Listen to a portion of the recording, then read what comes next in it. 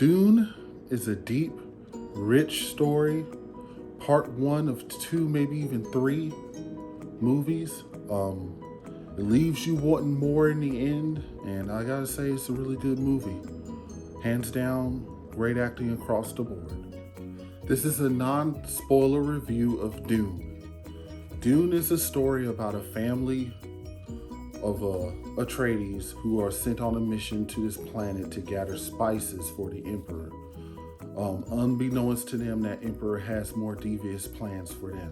It's also a story about Paul Atreides, and as he's having these dreams and sequences about the people of this planet that are blue eyes and are suffering from this tyranny who is killing or abusing their power and to steal, not to steal, but to gather their resources without anything in return.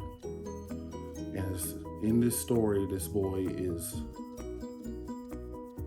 slowly unraveling what his dreams are and what his destiny is going to be.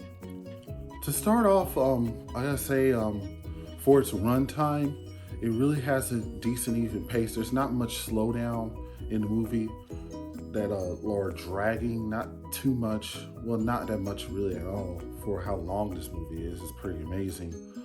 It's, I think, cut decently well. Timothy Chalamet is becoming more and more, I'm starting to like him more and more as he does films. And this film right here really does a really good job. Zendaya's not in the movie that much, so but when she is, she's really good. Jason Momoa is fantastic. He was really fun. With Josh Brolin, and Josh Brolin's pretty good. Oscar Isaac, he's okay for what he does in the movie. He's okay. I think my favorites in this movie so far is Rebecca Ferguson and a Timothy Chalamet. Those are my two favorites. And then a little bit more Jason Momoa. Like I said, with this story and this Dune, I think it's really good. This is not a bad film. There's a lot of depth in here, a lot of character development. Like this is a one part movie, so this movie will go on in, and you'll feel when you get to the end, you'll feel like, man, it's really just beginning. By the end, you're really just beginning in that story. The sandworms were awesome. They're really menacing when they have their moments in the movie.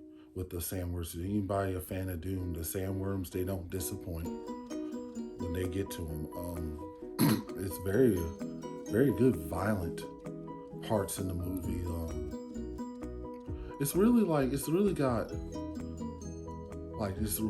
just dark, kind of dour in certain areas of the movie. Dave Bautista, I really enjoyed him. He had this little silliness to him too, as he plays a really just angry like villain, like he just very impatient, ready to get things going, and that's what that was really fun to see. I think Dave Bautista plays really good villains.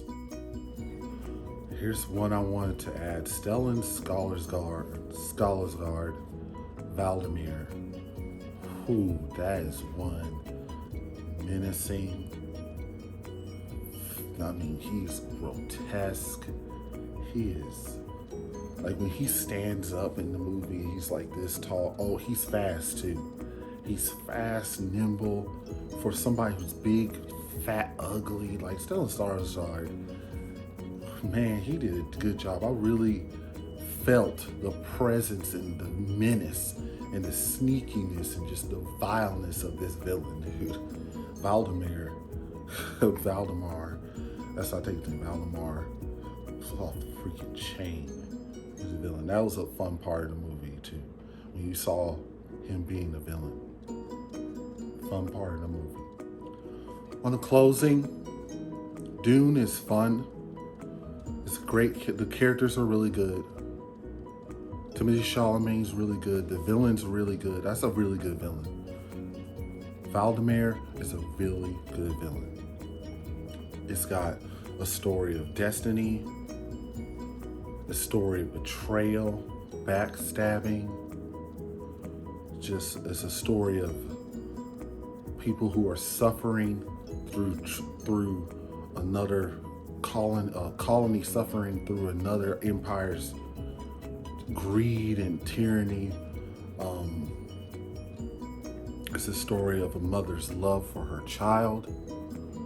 It's a story about the destiny of this young Paul Atreides, between his father, how he wants to pursue his destiny, and how his mother's keeping a secret, and there's more to his powers and to what he is.